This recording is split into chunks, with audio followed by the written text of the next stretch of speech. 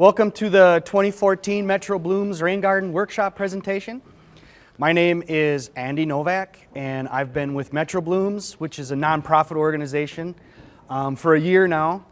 I have a master's in landscape architecture, so I'm working toward my licensure in landscape architecture, and currently I'm the lead designer and the project manager at Metro Blooms.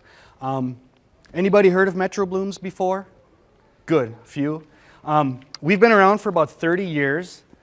Our mission is to promote gardening and beautifying communities, but we're also very interested in ecological facets of landscape design, primarily water-wise landscaping, and that's basically the gist of our rain garden workshop today, is protecting our lakes, rivers, and streams, and ultimately oceans, as you will see in our presentation. A few notes I'd like to share before we get started with the presentation is I'd like to encourage everybody to take a look at the 9 Mile Creek Watershed District cost share application.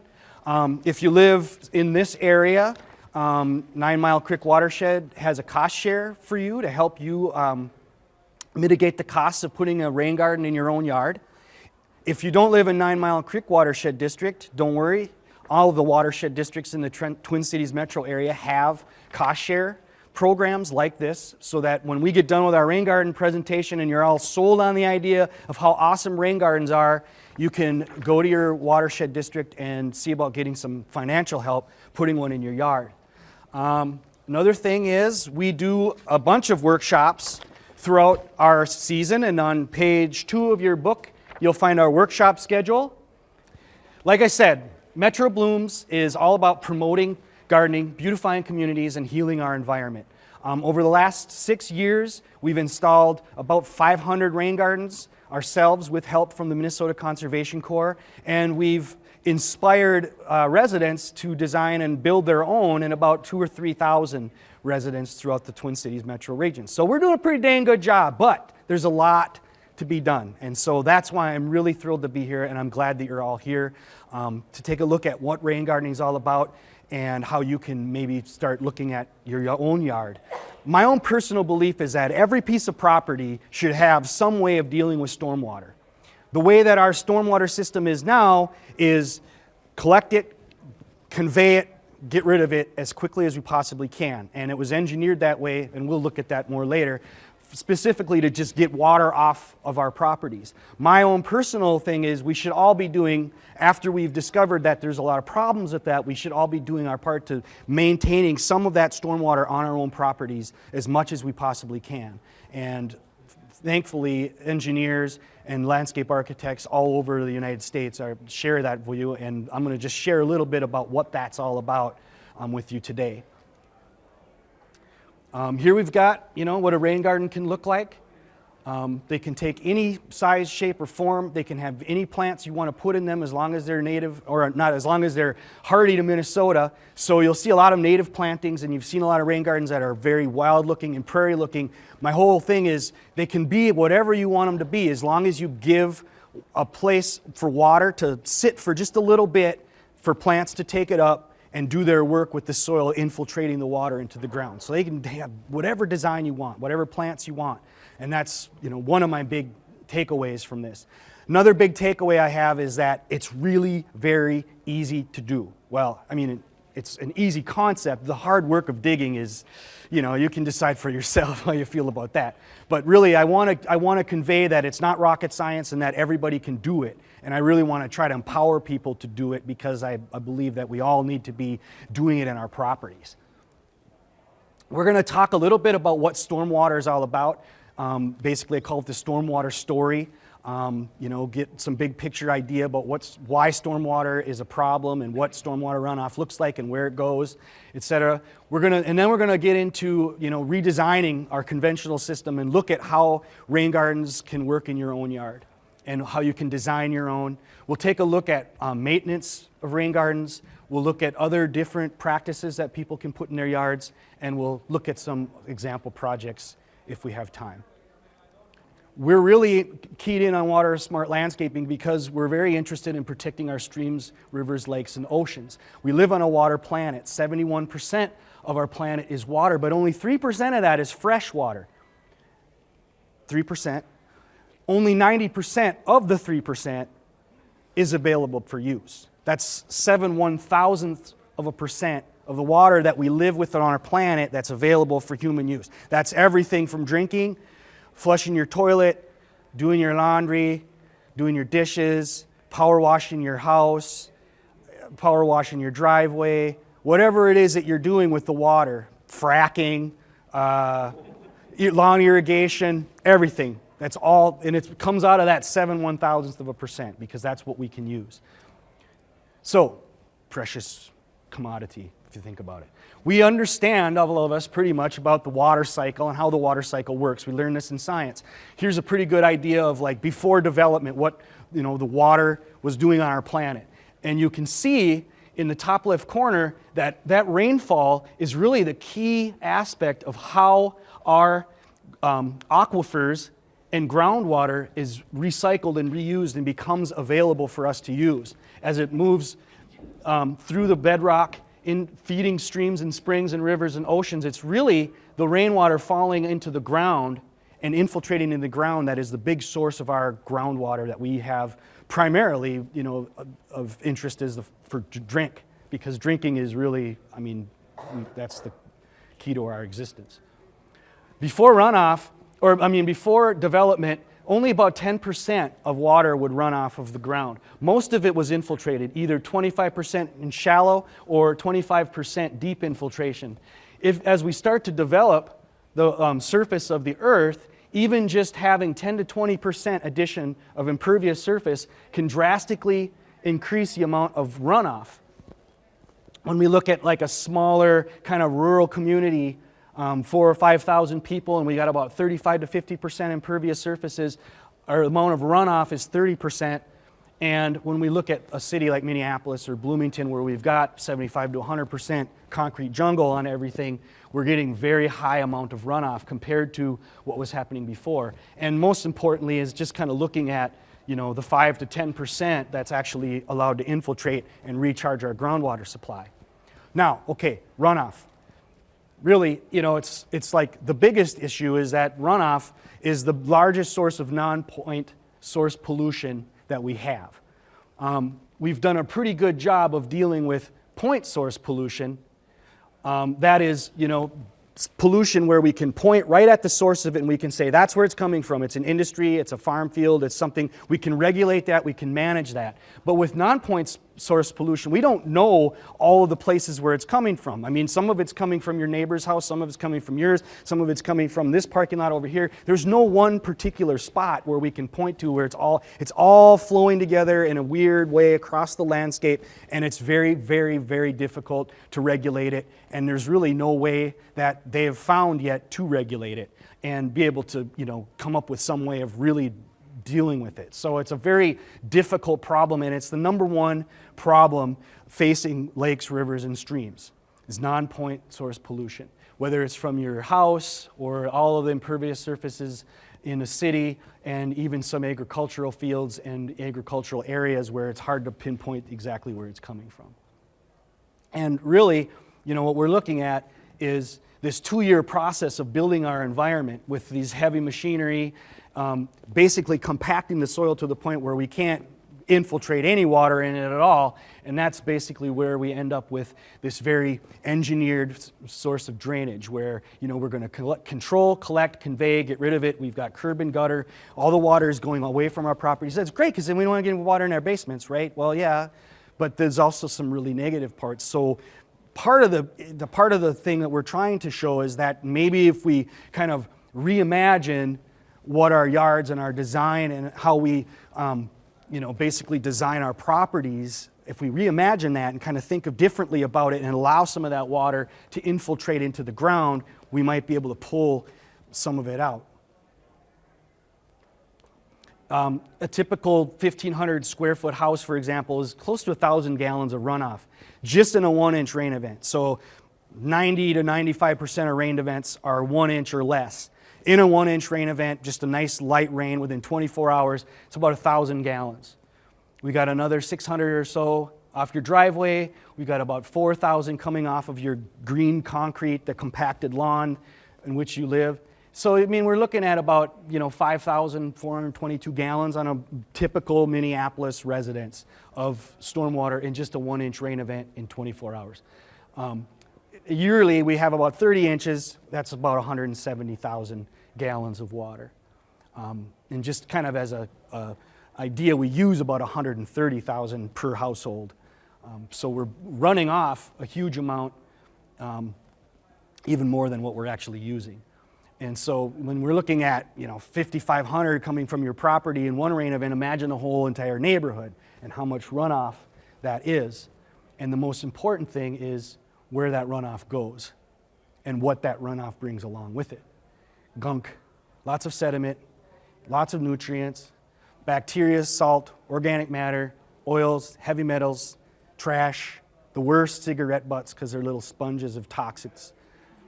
And it all basically ends up in a storm drain, and it's amazing to me how many people think that storm drains go to a treatment facility and is treated and, basically put back into a drinking water system or whatever. It's not.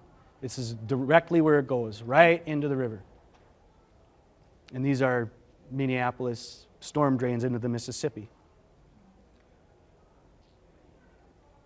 This, increase in sediment and petroleum products seriously disrupts natural processes. Only 1 quart of motor oil can basically disrupt 250,000 gallons of water. Here we've got Valley Lake in the city of Lakeville, and you can just see the huge algae bloom. This process of adding all this natural or artificial substances is called eutrophication, and basically it's this process where all of this stuff is dumped in, and the effects that it has on the oxygen levels, the plant life, and the animal life that lives in the water is dire. This is Sunset Pond in Burnsville. You can see the sediment decreasing all the availability of light. That seriously diminishes any ability for plants to live in the water.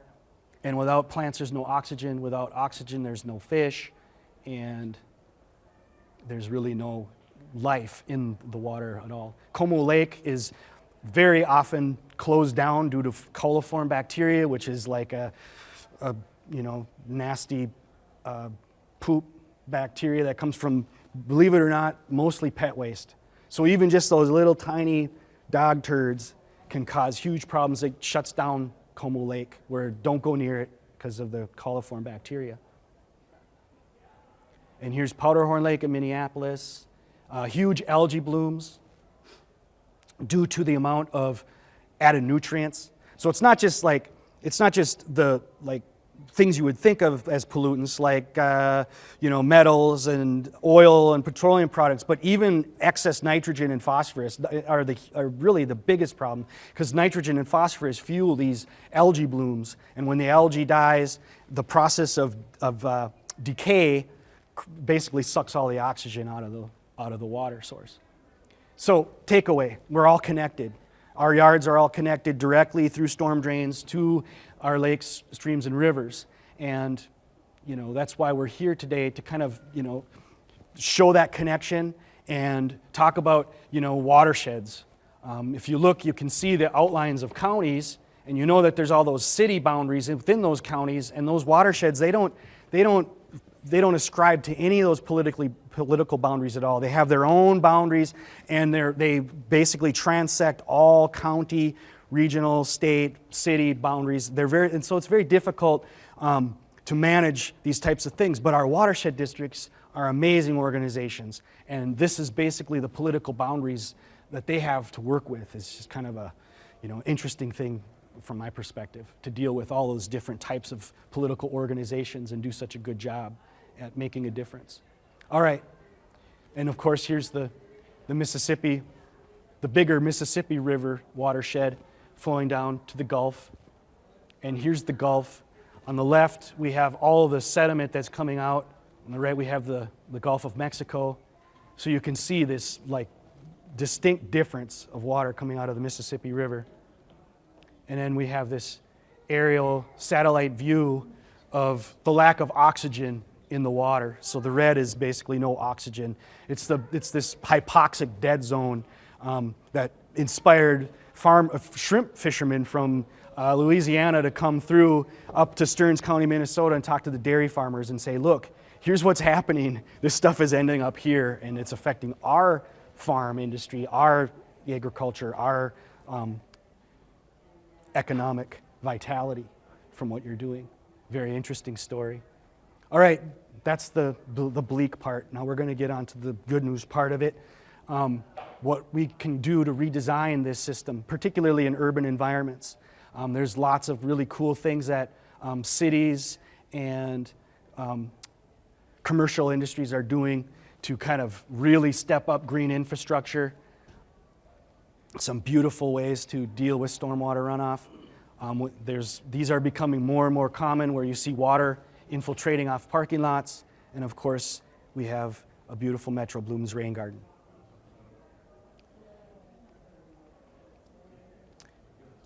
This is how rain gardens work. They're very much like a regular garden planting. But what we like to do is we want to give water that falls a chance to flow into a depression, collect, and then infiltrate into the ground. And so what we try to do is we come in and we create that stage, so to speak, for those plants to do their work by engineering some soil. If you have the ability to do that, great. Just digging and loosening soil, adding some sand, adding some compost into a deeper depression, allowing that water a chance to infiltrate into the ground is huge. And you'd be amazed at how much water these things can deal with, particularly if you have sandy soils. Clay soils, they work great too, but sandy soils, they can just suck it up. Here we got a nice cross section of how it can fit in and how some people choose to directly connect their downspout. The key to rain gardens is the roots of the native plants. These roots, as you can see, are distinctly different than Kentucky bluegrass, which is our, what most of our lawns are made of. We have 3 inches of roots, very compacted soil, remember from the machines that go into developing our properties. But native roots, they're phenomenal, and they do all the work. If we give them just a little bit of a head start, we excavate the soil, loosen it up a little bit, make a little basin, get that soil nice and loose, and take care of those plants for a few years till they mature, then their roots are going to engineer the soil better than anybody can ever imagine. I mean, this is 18 feet into the ground. This is some of our natives that we are common. These are all common natives in rain gardens.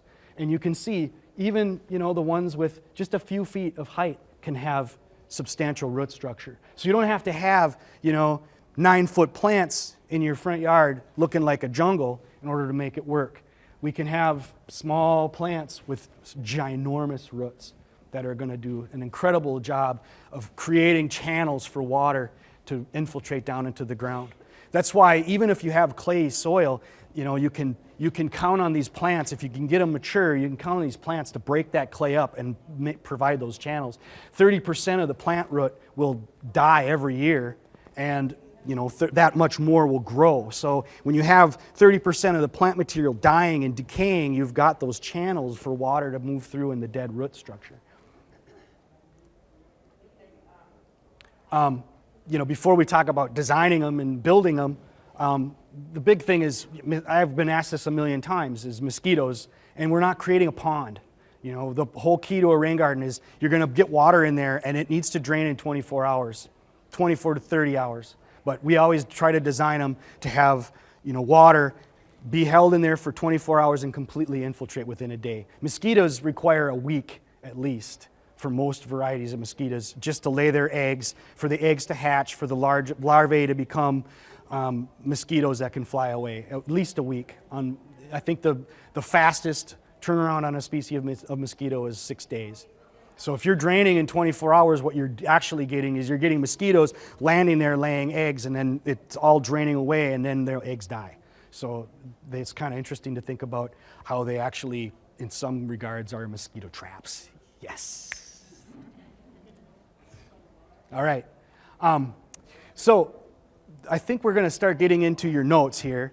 When you're kind of thinking about designing your own rain garden, a good thing to know is where your utilities are. Make sure you kind of get an idea, and Gopher One is it's an easy call. They'll come over, they'll mark all your things so that you can, figure out whether or not you'll be able to excavate there and put in a rain garden. It's a good first step. A lot of times people are concerned about water in their basements. I wouldn't want to say, hey, go build a rain garden, and then not tell you, and then you build it right against your house, and then you have water into your basement, and then you blame the rain garden, and you call them Metro Blooms. You say, Metro Blooms told us to do a rain garden, and we did it, and now we've water in our basement. So build it 10 feet away from your foundation, and you won't have that problem. Also, it's very easy to get an idea from the county about where your property line is, any easements, any idea from the city about, restrictions that you might have. Some cities and boulevards and such have a height limit. So, if you go over 2 or 3 feet, you run into problems. So just kind of do a little bit of homework ahead of time. This is included in your notes to kind of give you a little checklist for yourself when you go to build your own rain garden. Basic keys are hydrology. Hydrology is basically where's water coming from on the site, how's it moving, where's it going. It's basically the movement of water across the landscape. We'll go over some siting and some siding or sizing things that we have. We'll go through the installation process. We'll talk about different conveyance techniques, and we'll talk about plant and material selection. Like I said, you want to kind of get an idea of where's water's coming from. So think about your roof. Think about where downspouts are. Think about your driveway and how your driveway drains. Is it all going out to the street? Do you have any place in your property that you can intercept the flow of stormwater? Is particularly from impervious surfaces. It's like water that's falling on the grass. It's very compacted and it's not necessarily infiltrating like it would a rain garden. But what you really want to do is you want to try to catch water from your roof or your driveway. And so, kind of think about your property, sketch it out maybe if you need to, and just try to think about where water's flowing. Most properties have water flowing in multiple different directions, and so most properties have several different places where they could intercept and collect stormwater. So usually when I go do a consultation with somebody, they'll be like, well, where should I put a rain garden? Well, here, here, and here, because there's multiple different places where water's flowing off of your property. And so these are just some examples of stormwater plans that we've done for people where we kind of try to show where drainage is, and you can make your own little drainage map if you think that helps. And it can help you figure out where you want to site your garden. All right, you got downspouts coming off here, you're 10 or so feet away, 10 to 20 feet, you don't have any utility lines going in, great spot for a rain garden, super. All right, and so now you kind of got that idea. You can also think about hard edges, like,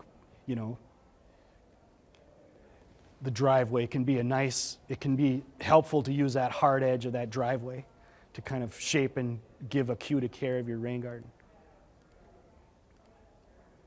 Now that you've kind of got an idea where it would work, the coolest thing that you can do, the best thing that you can do is kind of start getting an idea of how deep you want to make your rain garden, because depth is the biggest consideration. It's the most important design parameter, because the depth is going to decide how long it's going to take for that water to infiltrate. Does that make sense? So within 24 hours, you're going to have all that water that's going to fill up your rain garden. You want to know how fast that water is going to drain out. So a really cool trick is make a coffee can size hole in your yard, fill it up completely with water, let it completely drain out so it saturates the soil all around, and then fill it up again. And then in your folders, you got a little stick. You can stick that stick into the top of the water level, fill it up. You have that stick at the top. Water's going to drain out slowly over the course of an hour. So you take a little ruler and you measure the distance from the stick down to the top of the water. Now, if you get let's say, it's a 1/4 inch. Okay, it's gone down a 1/4 inch in 1 hour. So you multiply the 1/4 inch times 24 hours in a day, and you get a depth. It's kind of a really simple, easy way. It's not exactly rocket science. It's certainly not civil engineering. But it's enough of an indication for you, a resident, to go and say, okay, I got water draining. All right, awesome, it's infiltrating. This is how fast it's infiltrating. If you get 1/8 of an inch and you divide that by 24 hours, probably you have some clay in your soil, so make your rain garden 3 inches deep. If you have, 1/2 an inch of water, I mean, you can easily, look and say, okay, I could infiltrate, all this water, I can make it 12 inches deep. But we say no, just keep it under 12 inches, primarily for the plant material, because the plant material can't take any more than 1 foot. Does that make sense? Any questions on that? Okay, now you're saying you don't want more than 1 foot depth in 24 hours. Yeah, well, if you're infiltrating enough water that you could build a rain garden with 12 inches, great, because you'll be throwing water at it like crazy. But you don't want to make it any deeper than 12 inches, because the plant material that you're going to put in there can't handle over 1 foot of water. And we'll talk about that a little more when we're looking at plants. Does that make sense? Because you're gonna have this rain garden where you're gonna put plants in the basin of this rain garden, and you're gonna have 1 foot of water filling up, covering those plants. And the plant material that you're gonna put in there doesn't want to have it deeper than 1 foot. It's like if it has a water on top. Yeah. So your rain garden, if your rain garden's 12 inches deep, you're going to have at some point 12 inches of water filling that rain garden, slowly infiltrating in. And so you don't want it to ever get over 12 inches because the plant material doesn't like it. You're talking about 12 inches above the soil? Yep. Holding storage capacity. I thought you were saying only make the rain garden 12 inches deep. Yeah, it's, you'll see when we... Okay, well, I'll ask later if I doesn't get an answer. I got slides that show this better, and you'll get... But this little simple step here, this percolation test is great. So this will kind of help you decide your depth. Okay, it's nice to tie it into existing landscaping. Usually about 8 foot by 10 foot is plenty for one downspout on a residential property. It's about 80 square feet. Most of the rain gardens I install are about 100 to 150 square feet for some bigger properties. But for a smaller property handling just one downspout, that's a good general size. We do have some, kind of simplified version of sizing rain gardens because people like to do math problems sometimes. And so this could be, one way that you could use to kind of decide on what size you want. Basically the area of your drainage, primarily impervious surface, divided by the depth that you've got from your percolation test, and that kind of can give you an idea about the square footage that you might want to use. But like I said, the most important piece is how deep it is, because that's dictating how fast it's draining. So here's a cross-section of a rain garden, right?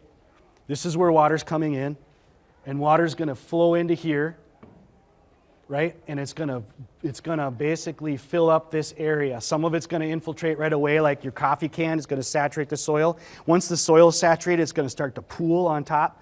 And that pool on top is going to go to the depth that you've basically engineered for it based on where you've started, how you've shaped this basin with your shovel.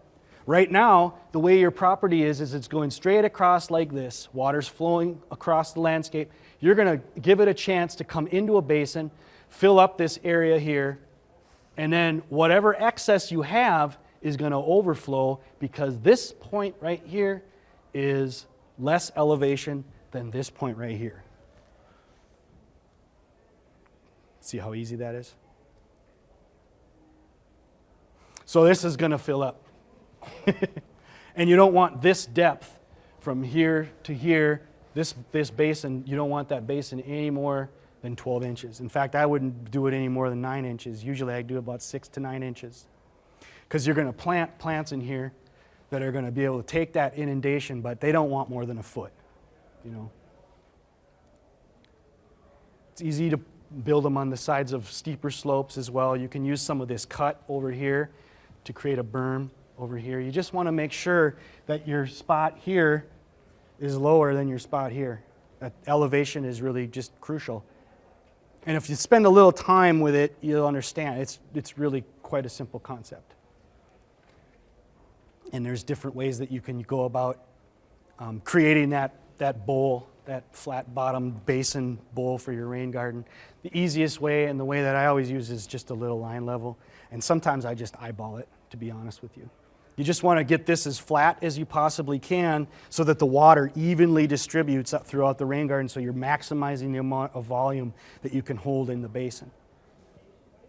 And some people use laser levels and stuff, particularly in commercial projects. You want to be more exact because you don't want to screw it up.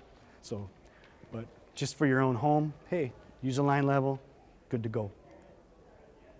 All right, so we're going to kind of walk through this, laying out your garden.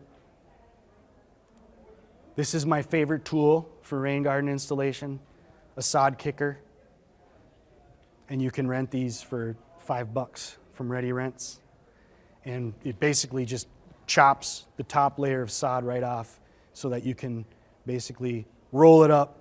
And you can even put it on Craigslist and say, hey, I got sod, come pick it up. And somebody will come pick it up for you. It's true, it happens. The people will call within an hour sometimes.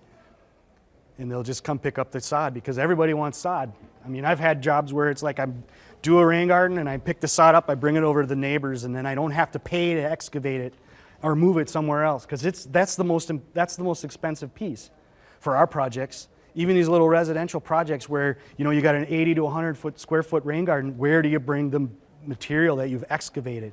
And so finding a creative solution for that is huge, because it's very expensive in Minneapolis. I grew up in small rural areas where you could do whatever you want with the fill, or the cut. You just bring it wherever. You can use it somewhere in your big yard, but in the city, it's a different deal. And then you dig. So you've got that sod nice and rolled up, and you dig, and you dig, and you dig. And then you can amend your soil with compost. Sand is a great thing to add. Whenever we do amended soils with our projects, we do pretty much 70% sand mixed with 30% compost. Sometimes we'll do like a 60-40 sand compost, sometimes a 70-30. And just getting that extra sand in there is super great for helping with the infiltration and loosening the soil. So you don't use any dirt with your amended soil? Well, it's hopefully no dirt. It will hopefully, you'll dig out all of the topsoil, that you have, and you kind of move that and pile that and get rid of it. So you'll have that basin, and then you can go in and you can amend it with the sand and the compost, and hopefully your compost is done right, where it is 30% dirt, so to speak, already. Because most compost is dirt, brown stuff, green stuff, all composted. So you have that enriched soil, so to speak. And basically when you get down under 6 inches, you've taken a whole bunch of topsoil off, and a bunch of nutrients have gone away, and you're getting at some of whatever existed in your native soils, which is probably maybe hit or miss what kind of organic material's in it. But the great thing is we'll talk about this, is the plants that you're going to put in here are going to be just fine. They're going to love it. And then grading it, smoothing it, kind of creating your basin, your bed. Sloping your sides to the middle, making sure that you're getting the bottom flat. And basically we're just giving those plants a super great place to live so that they can do their work at creating the infiltration. Here's Rusty using his line level. It's yes? You have real clay, a lot of clay, it's a lot of use something like gypsum.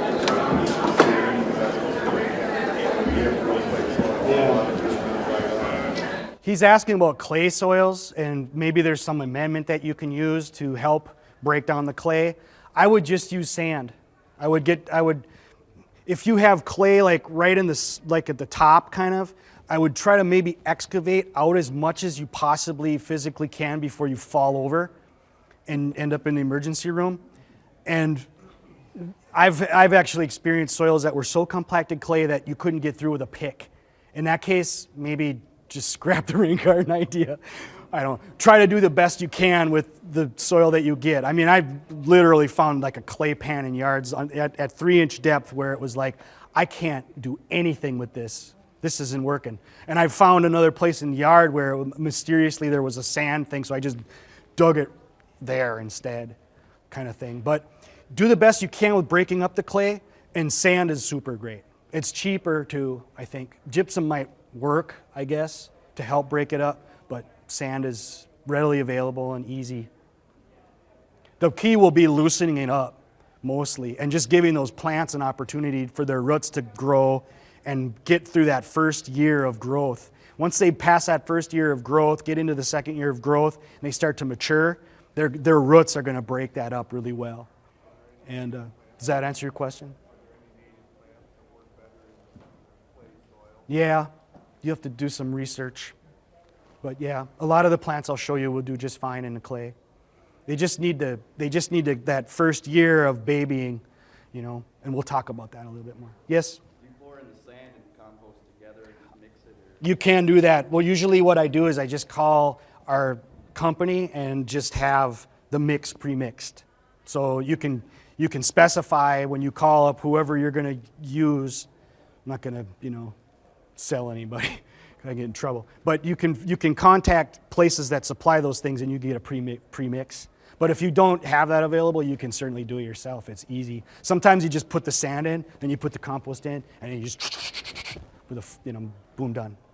Yes? Use any kind of sand? I mean, you don't use that playground sand. I just, yeah, plain sand, just whatever kind of sand. Like, it can even be, it doesn't have to be like super fine playground sand even. It can be kind of mixed sizes and particles. You're basically just, you know, creating pore space in the soil. So I wouldn't necessarily use gravel because gravel has like fines that bind and create and actually hinder infiltration, but sand doesn't have any of that in it. It's just, you know, kind of mixed aggregate that doesn't have anything else, just, you know, adds pore space to the soil. So, yeah.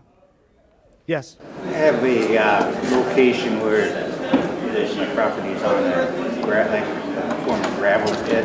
Oh, sure. So I get a lot of penetration, I think. Yeah, a lot of infiltration. Water already goes through. Yeah. Flat areas of my property, I don't think there's much runoff, if any, because Right. especially where the trees are now, it would be like if it rains a lot even. Yeah. 24 hours later, I can go down underneath those trees and the soil.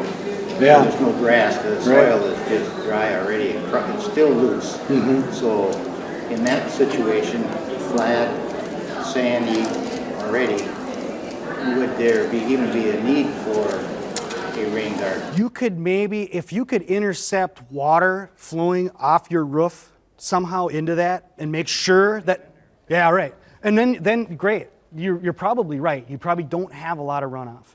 But it's good to like investigate a little bit, just kind of take a look. Because if you do have that really sandy soil, you have a lot of potential to infiltrate.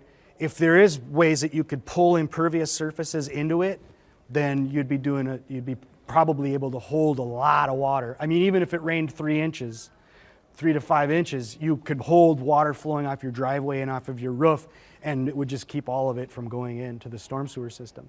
But it's often the case with somebody who has really sandy soil that they don't have a whole lot of runoff, particularly if their driveway is kind of, you know, draining toward their grass and it's flowing across, sheet flowing across their grass. A lot of times driveways are graded so that they flow off your property though, right, direct. And a lot of times downspouts and roofs are, you know, drain directly to driveways and things. So if you have a spot where you could, you know, collect some from an impervious surface, great. Just kind of take a look around, see what you got. Maybe, but we'll talk about rain barrels in a little bit, because remember, they're only 50 gallons, and your roof is thousands. So we'll talk about that. Good. There's Rusty leveling off the rain garden, and you'll notice that the rain garden is mulched first and then planted. The mulch helps protect the work that you've done, loosening your soil. It's also a heck of a lot easier to stick the plants in with the mulch already down than it is to plant, then put the mulch around the plants. So always mulch first. The biggest thing is it kind of helps protect when you're planting any pressure that you put on the ground. It actually absorbs some of that and keeps the soil looser. And then water and smile. That's the most important piece, is the smiling part. Good. We've had great questions. Any more? I mean, this is it. That's it. It's not rocket science. I'm a new resident of Bloomington. Are there like community compost locations? I don't know. You'll have to look into it. I'm mostly in Minneapolis, and I know that we don't have a whole heck of a lot. But yes, good. Good. Yep. The thing that we'll talk about in a little bit too is, well, let's see how we go. We'll talk about this first. Here's some ideas about like how you can convey water. Remember that image I showed you of, connecting your downspout in. These are the different components that make that up, and they're very easy to put in, and they're readily available if you like this kind of thing. You certainly don't have to go through the trouble of doing it. Sometimes, if you're putting a pipe in like this, sometimes this elevation, you have to remember that water is going to start here. This is the high point then of your rain garden. That's what sets the elevation. So, this is your high point. This point down here has to be substantially lower so you actually have some volume that you can put in there. So just be aware of that. Some people love these things, some people use them, and some people have the grade change in their property to deal with it. And so we just like to show you that there are ways to do it. You can get these all over the place. All of the stores have them, and nursery places have them. Yes?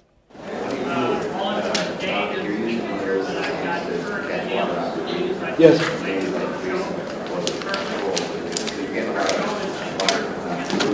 Yes. Yeah, it can freeze up. Is that what you're asking? He's asking about drain tile. Trying to figure out, like, sometimes we have a similar situation that we did in this time of year when the snow melts out. Yeah. It hits the drain tile, and somewhere it's frozen shut, so it just floods up alongside. Exactly. He's saying in drain tile, you're running the risk of freezing inside the drain tile, and absolutely true. So what you do is you disconnect this in the wintertime, in the fall. You disconnect any flow going into it. That's absolutely crucial when you have a system like this. You got to take your downspout that you've got, this connection that you've made here, and you just disconnect it for the period of time, particularly when you risk freezing. But yeah, that's how we would deal with it for rain garden applications. That's the thing about drain tile is you always run that risk. So, but when we install these for people, we tell them to disconnect them. We have a way that they can pop the connection off, put on a regular elbow, and just move the water across that way. It's even freezing at the top, it's freezing throughout the whole system, but you want to try, you can keep that out, and then you can close that off if you need to. That's what I would do if I would use one of those. Did that answer it? Sometimes people put them underneath sidewalks.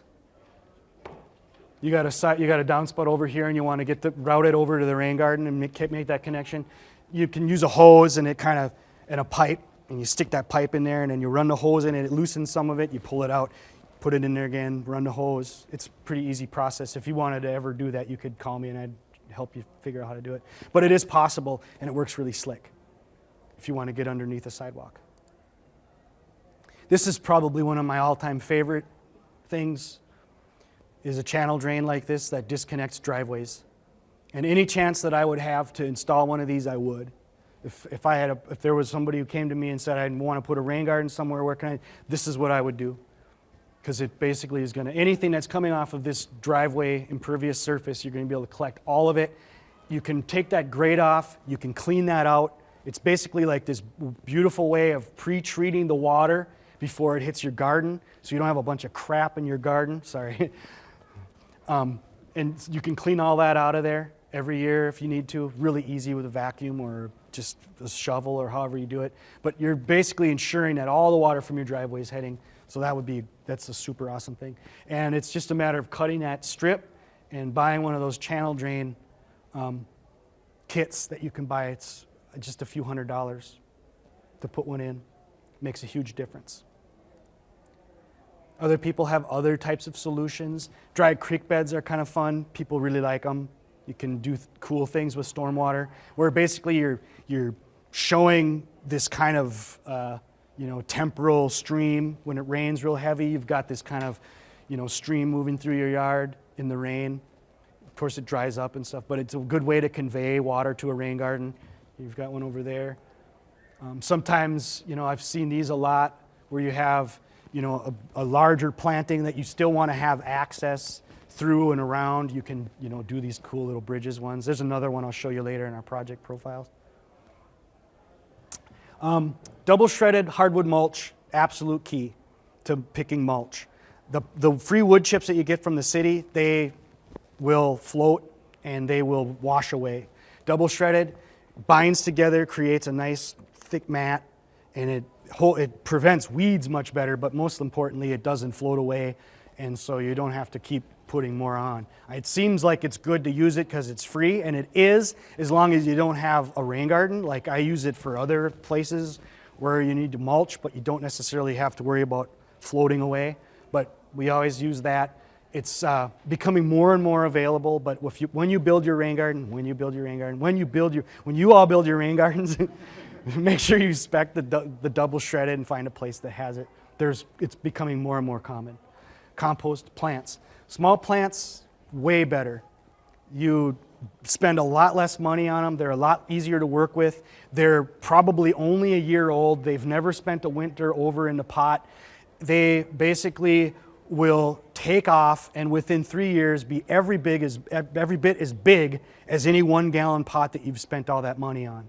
In 3 years, they'll mature just as quickly and fill out just as much space, and they're a heck of a lot cheaper. I mean, $2.50 or so compared to 20 or 15 or 20 bucks. So the thing that's difficult is that plugs have always been so hard to find available, because the nursery company buys the plugs, pots them up, puts them in the greenhouse, brings them up, and then sells them to you, and they sell that time.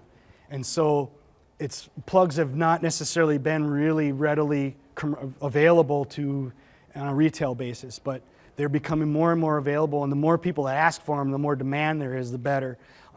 There are companies, one company that I will tell you about is Glacial Ridge Nursery. They sell 4-inch pots at farmers markets throughout the Twin Cities area. They make the best plants that you can possibly imagine. They do mostly natives, but they also do some cultivars of natives as well. So they're a great place to look for farmers markets. Glacial Ridge Nursery. And they have a couple places outside of the metro area. They sell mostly wholesale, but they do sell at farmers markets. So check out farmers markets, and they will have a big booth there, and they sell their 4-inch pots at a really great rate. Another thing I'll plug real quick is our Bloomsday plant sale, page 9. We sell a lot of plants at our Bloomsday plant sale. It's coming up in May 3rd. And we get a lot of stuff from Glacial Ridge, a lot of stuff from Dragonfly Nurseries, and we sell it like better than you could ever find it priced, but we still make a little bit of money on it, so it's a great deal. Good. All right. Any questions on design, on the install process or any of that?